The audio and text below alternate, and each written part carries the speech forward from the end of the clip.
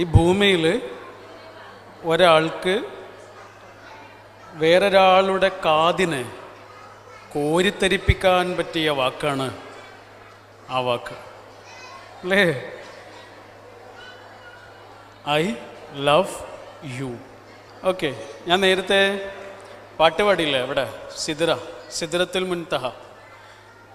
അപ്പം ഞാൻ വിചാരിച്ചിരുന്നു പ്രസംഗം തുടങ്ങുന്ന സമയത്ത് അവളെ കൊണ്ട് ഒരു പാട്ടിലെ 2 വരി പാടിപ്പിക്കണം എന്ന്. അങ്ങനെ വിചാരിച്ചിരുന്നു. അപ്പോൾ അവൾ നേരത്തെ പാടിയില്ലേ, ആ പാട്ടായിരുന്നു. അത് ശരിക്കും ഭയങ്കര അത്ഭുതമായി. കാരണം ഞാൻ വിചാരിച്ചത് ഏത് പാട്ടാണോ അതാണ് അവൾ പാടിയത്. കാരണം മലയാളത്തിൽ ഇറങ്ങിയ അവളെവിടെ ഇരിക്കണേ അതല്ലേ? Thank you Sidra, thank you. You are blessed, a gifted person. മലയാളത്തിൽ ഇറങ്ങിയ പ്രണയഗാനങ്ങളിൽ ഏറ്റവും നല്ല പാട്ടുകളുടെ ഒരു കൂട്ടത്തിലെ പാട്ടാണ് ആ പാട്ട്. തീരമേ തീരമേ എന്നുള്ള പാട്ടില്ലേ, കേട്ടതല്ലേ?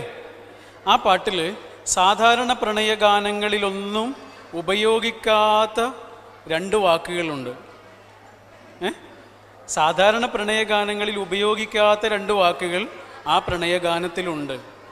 അതാണ് അതിൻ്റെ ഒരു പ്രത്യേകത. ആ 2 വാക്കുകൾ ഏതൊക്കെയാണെന്നറിയോ? ഒന്ന് ശരണാലയം, ഇവിടമോ ശരണാലയം. രണ്ടാമത്തെ വാക്ക് എന്താണെന്നറിയോ? കരുണാകരം, നീ തരും കരുണാകരം, കരുണയുടെ കൈകൾ. ഒന്ന് ശരണം എന്നാണ്, രണ്ടാമത്തേത് കരുണ എന്നാണ്. സാധാരണ പ്രണയഗാനങ്ങളിൽ ഇല്ലാത്തതാ. സത്യത്തിൽ സ്നേഹം എന്ന് പറഞ്ഞാൽ എന്താ? കരുണയുള്ള സ്നേഹം, നമുക്ക് അഭയമായി മാറുന്ന സ്നേഹം. വേറെ എന്തില്ലാതെയും ജീവിക്കാം. ഇങ്ങനെ ഒരാളില്ലാതെ ജീവിക്കുക എന്ന് പറഞ്ഞാൽ വലിയ ബുദ്ധിമുട്ടാണ്. ഒരിക്കൽ വീൽ ചെയറിലിരിക്കുന്ന ആളുകളുടെ ഒരു സംഗമത്തിൽ പങ്കെടുത്തിരുന്നു കോഴിക്കോട്. വീൽ ചെയറിലിരിക്കുന്ന ആളുകൾ മാത്രമല്ല, നട്ടെല്ല് പൊട്ടിയിട്ട് കിടക്കുന്ന ആളുകൾ വരെ ഉണ്ട് ആ കൂട്ടത്തിൽ. അപ്പോൾ അത്രയും കുറേ ആളുണ്ട്. അവരോടൊരു ചോദ്യം ചോദിച്ചു. നമുക്ക് നഷ്ടപ്പെട്ടാൽ ഏറ്റവും കൂടുതൽ മിസ് ചെയ്യണ കാര്യം എന്താണ് ജീവിതത്തിൽ? ഇല്ലാതായി പോയാൽ ഏറ്റവും കൂടുതൽ നമ്മൾ കിട്ടിയിരുന്നെങ്കിൽ എന്ന് കൊതിക്കുന്ന കാര്യം എന്താണ്? ആരോടെ ചോദിക്കണേ? കയ്യിന് സ്വാധീനമില്ലാത്ത, കാലിന് സ്വാധീനമില്ലാത്ത, കഴുത്തിൻ്റെ താഴേക്ക് ഒരനക്കവുമില്ലാത്ത ആളുകൾ വരെ ആ കൂട്ടത്തിലുണ്ട്. പക്ഷെ അവരിൽ ഏറ്റവും കൂടുതൽ ആളുകൾ പറഞ്ഞ മറുപടി എന്താണെന്നറിയോ? ഇല്ലാതായി പോയാൽ ഏറ്റവും കൂടുതൽ നമ്മൾ കൊതിക്കുന്ന കാര്യം അവർ പറഞ്ഞത് കൂട്ട് എന്നായിരുന്നു. കൂട്ട്. കൈയില്ല, കാലില്ല, കണ്ണില്ല, കാതില്ല, അടിപൊളിയായിട്ട് ജീവിക്കും. എത്ര ആളുകളെ കാണിച്ചു തരണം? കഴുത്തിന് കീഴ്പോട്ട് സ്വാധീനമില്ലാതെ ആനന്ദത്തോടെ ജീവിക്കുന്ന എത്രയേറെ മനുഷ്യരുണ്ട് എന്നറിയാം. എന്നാൽ നമ്മളിന്ന് തളരുമ്പോൾ, നമുക്ക് ചായാനൊരു തോളില്ലെങ്കിൽ, നമുക്കൊരു സങ്കടം വരുമ്പോൾ അതൊന്ന് പറഞ്ഞ് കരയാനൊരു മനുഷ്യനില്ലെങ്കിൽ ജീവിതം വല്ലാത്ത മരുഭൂമിയായി മാറും. അതുകൊണ്ട് മലയാളത്തിൽ ഏറ്റവും രസമുള്ള വാക്കുകളിൽ ഒരു വാക്ക് ഏതാണെന്നറിയോ? കൂട്ട്. കൂട്ട്. അതുകൊണ്ടാണ് ഈ പ്രണയഗാനത്തിൽ ഉപയോഗിച്ച വാക്കുകൾ സാധാരണ പ്രണയഗാനങ്ങളിൽ ഉപയോഗിക്കാത്ത 2 വാക്കാണ്. ഒന്ന് കരുണ എന്നുള്ള വാക്കാണ്. കാരണം മനുഷ്യനെ സന്തോഷം കൊണ്ട് കരയിപ്പിക്കുന്ന കാര്യമാണ് കരുണ. ഈ കണ്ണീരില്ലേ, സങ്കടം വരുമ്പോൾ മാത്രം ഉപയോഗിക്കാനുള്ളതല്ല, സങ്കടം വരുമ്പോൾ മാത്രം പൊട്ടി ഒഴുകുന്നതുമല്ല. സന്തോഷം കൊണ്ട് കരയാനുള്ള എത്ര കാരണങ്ങളുണ്ട് അറിയോ ജീവിതത്തിൽ, അല്ലേ? സങ്കടം കൊണ്ട് മാത്രമല്ല, സന്തോഷം കൊണ്ട് കരഞ്ഞു പോകും. സന്തോഷം കൊണ്ട് പുറപ്പെടാനൊരുങ്ങുന്നൊരു വലിയ കടൽ നമ്മുടെ കണ്ണിൻ്റെ പിന്നാമ്പുറത്തുണ്ട്. സി വി ബാലകൃഷ്ണൻ എന്ന ഒരു നോവലിസ്റ്റ് ഉണ്ട് മലയാളത്തിൽ. നല്ല കഥകൾ എഴുതുന്ന ഒരാളാണ്.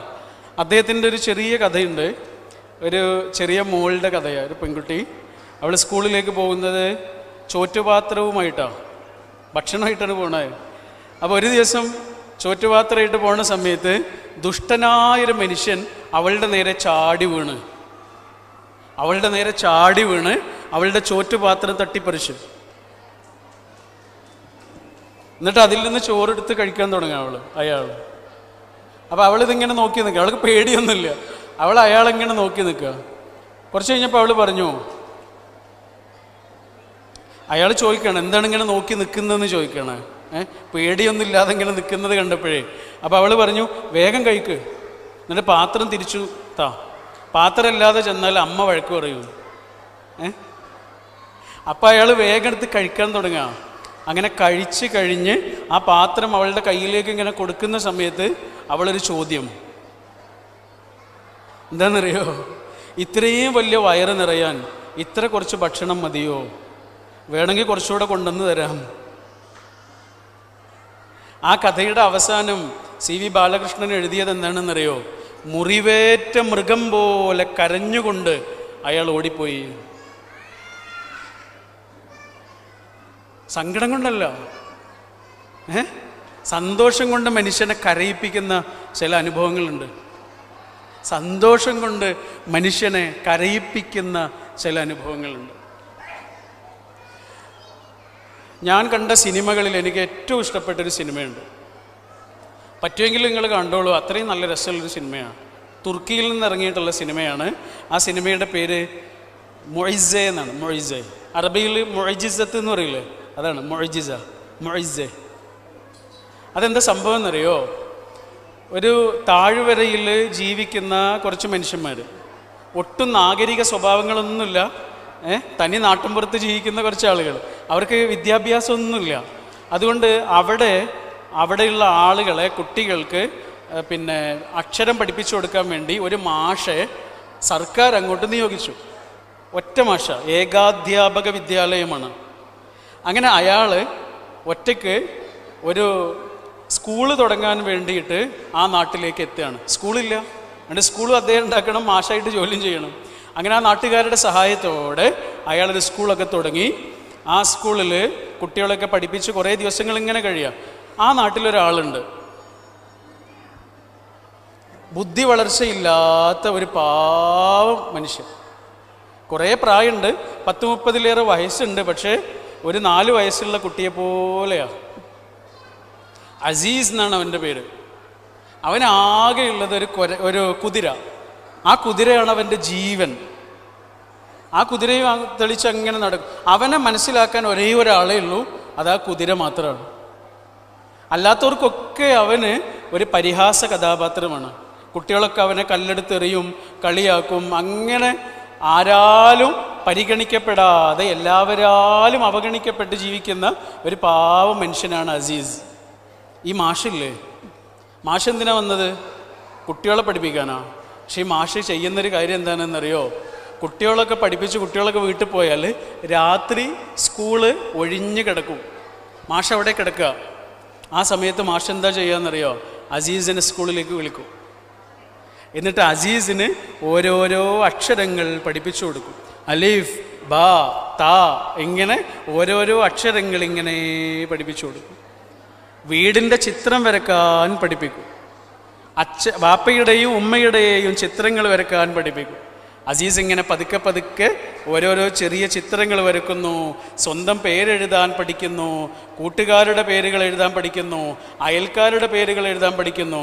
അങ്ങനെ പാതിരാത്രിയിൽ ആ സ്കൂളിലിരുന്നിട്ട് അസീസിന് അക്ഷരങ്ങൾ പഠിപ്പിച്ചു കൊടുക്കുന്ന ആ മാഷെ ഒരു ദിവസം അസീസിൻ്റെ വാപ്പയും ചങ്ങാതിയും അതിലൂടെ ഇങ്ങനെ നടന്നു പോകുമ്പോൾ മാഷ് അസീസിന് ഇങ്ങനെ പഠിപ്പിച്ചു കൊടുക്കുന്ന രംഗം കാണുക. ഓക്കെ, അപ്പോൾ അസീസിൻ്റെ വാപ്പ ആ വാപ്പയുടെ കൂട്ടുകാരനോട് പറയുന്ന ഒരു വാക്കുണ്ട്. അത് വല്ലാത്തൊരു വാക്കാണ്. ആ സിനിമയിൽ ഏറ്റവും ഭംഗിയുള്ള വാക്കാണ്. എന്താണെന്നറിയോ?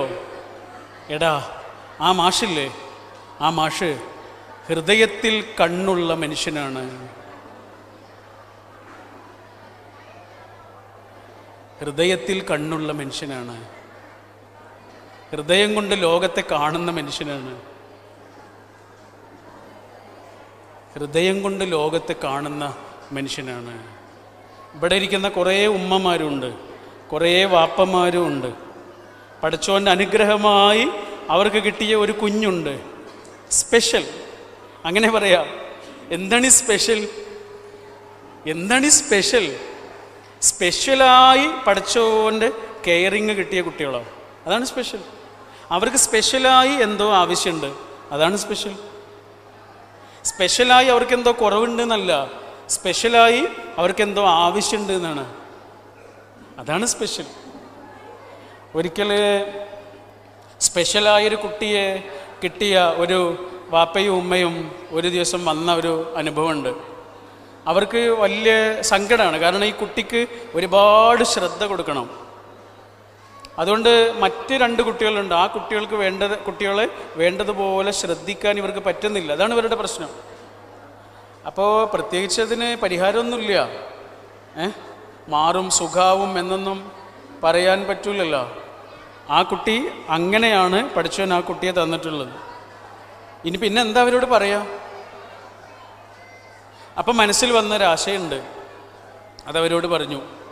അതിങ്ങനെയായിരുന്നു, പഠിച്ചവന് ഈ കുഞ്ഞിനെ സൃഷ്ടിക്കുമ്പോൾ, വാവ എന്നാണ് ആ കുഞ്ഞിന് പേരെന്ന് വിചാരിക്കുക. വാവ എന്ന് പറഞ്ഞ ആ കുഞ്ഞിനെ പഠിച്ചവൻ സൃഷ്ടിക്കുമ്പോൾ പഠിച്ചവൻ ആ കുട്ടിയോട് അത്രയും സ്നേഹമാണ്, അത്രയും സ്നേഹമാണ്. ഉറപ്പാണ്. എനിക്ക് സ്വർഗത്ത് പോകണമെന്നുണ്ടെങ്കിൽ ചില്ലറ അധ്വാനമൊന്നുമല്ല, എത്രയേറെ ചോദ്യങ്ങൾക്ക് ഉത്തരം പറയണം. ഈ കണ്ണുകൊണ്ട് കണ്ട ഓരോ സെക്കൻഡിനും മറുപടി പറയണം. ഈ കാതുകൊണ്ട് കേട്ട ഓരോ സെക്കൻഡിനും മറുപടി പറയണം. ഈ നാവ് കൊണ്ട് പറഞ്ഞ ഓരോ സെക്കൻഡിനും മറുപടി പറയണം. ഈ 3 ഇഞ്ച് നീളത്തിൽ രുചിച്ച ഓരോ രുചി അനുഭവങ്ങൾക്കും മറുപടി പറയണം, അല്ലേ? രുചി എന്ന് പറയണത് എന്താ?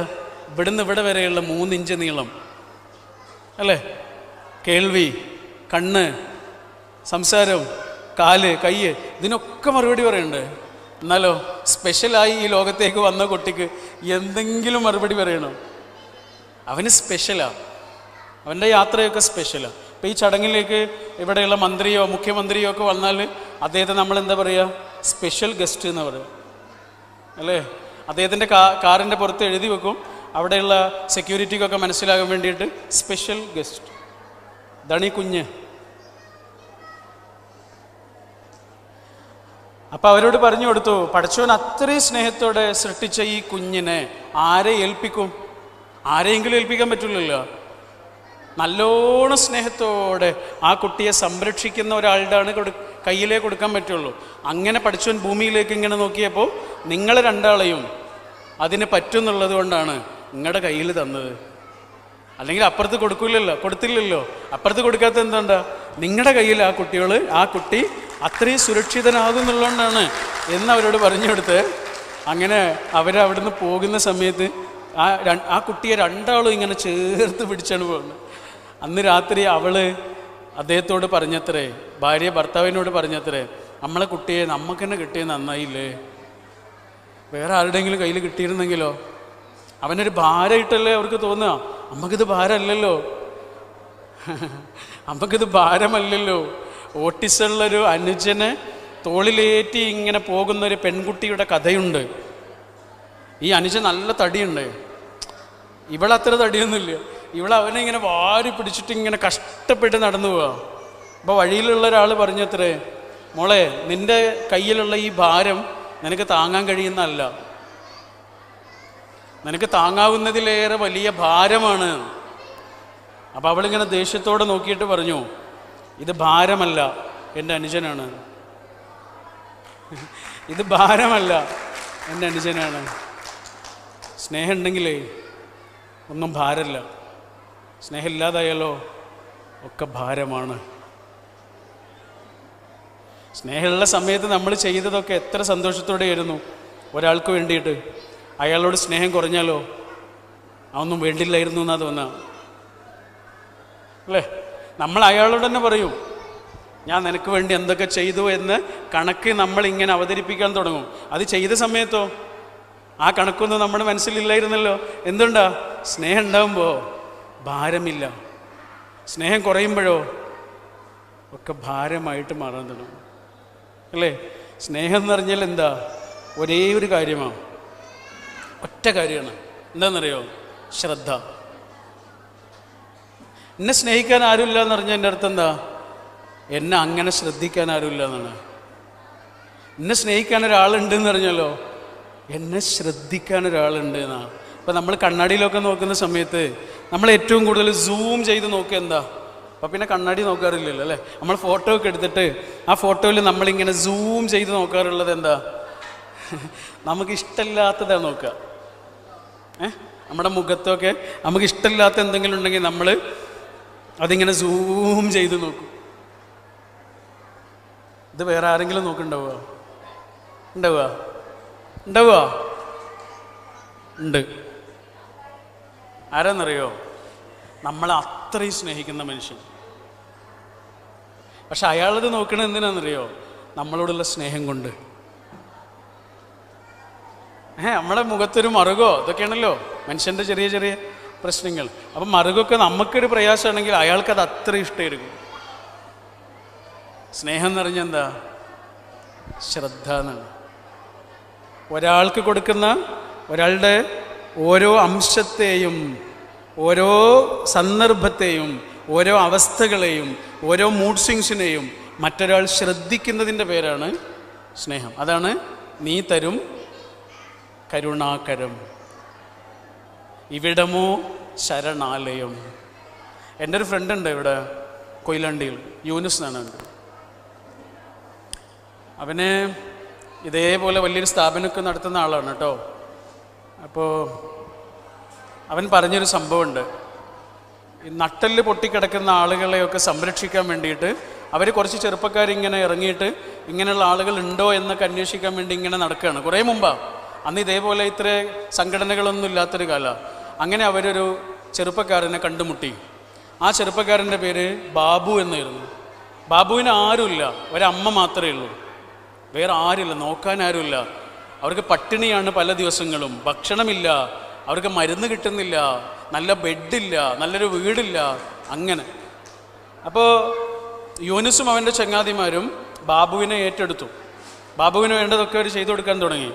കുറേ ദിവസം കഴിഞ്ഞ് ഒരു ദിവസം ബാബു യൂനുസിൻ്റെ കയ്യിലേക്ക് ഒരു സാധനം ഇങ്ങനെ കൊടുത്ത് എന്നിട്ട് പറഞ്ഞു, യൂനുസ് ഭായി ഇതെവിടെങ്കിലും കൊണ്ടുപോയിട്ട് കളയണം, എനിക്കിത് വേണ്ടെന്ന് പറഞ്ഞു.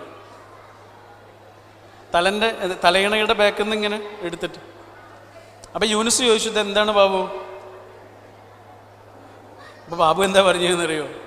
യൂനുസ് ഭായി, എനിക്കാകെയുള്ളത് ഒരമ്മയും ഞങ്ങൾക്കൊരു പശുവും. ഈ അമ്മയോ പശുവോ ഒരു ദിവസം ഇല്ലാതായാൽ എടുത്ത് കുടിക്കാൻ വേണ്ടിയിട്ട് ഞാൻ എൻ്റെ തലയിണയുടെ താഴെ വെച്ച വിഷത്തിൻ്റെ കുപ്പിയാണിത്. പക്ഷെ ഇനി എനിക്കിത് ആവശ്യമില്ല, നിങ്ങൾ വരുന്നുണ്ടല്ലോ. ഭയം എന്ന് നമ്മൾ മലയാളത്തിൽ പറയൂലേ, ഭയം എന്ന വാക്കിൻ്റെ വിപരീതം എന്താണെന്നറിയോ? അഭയം. ഇലു, നൂറുകണക്കിന് മനുഷ്യർക്ക് അഭയമാണ്. സ്പെഷ്യലായൊരു കുട്ടിയെ കിട്ടിയ രക്ഷിതാക്കളുടെ ഏറ്റവും കൂടുതൽ അവർ പറയാറുള്ള വാക്ക് എന്താണെന്നറിയാം? ഞങ്ങളില്ലാതായാൽ ഞങ്ങളുടെ കുട്ടിക്ക് ആരാണുള്ളത്? നിങ്ങളില്ലാതായാൽ നിങ്ങളുടെ കുട്ടിക്ക്, നിങ്ങളുടെ കുട്ടിയെ വാരിയെടുത്ത് കൊണ്ടുപോകാൻ ഒരു സ്ഥാപനമുണ്ട് ഈ നാട്ടുകാർക്ക്. അതാണ് ഇലു. അതാണ് ഭയം എന്ന വാക്കിൻ്റെ വിപരീതം അഭയം എന്നാണ്. ഭയം എന്നുള്ള വാക്കിൻ്റെ വിപരീതം അഭയം എന്നാണ്. ഒരഭയം ഉണ്ടാകുന്നതോടുകൂടി നമുക്ക് പിന്നെ ഭയമില്ലാതായി. ഞാനെൻ്റെ വാക്കുകൾ അവസാനിപ്പിക്കുകയാണ്.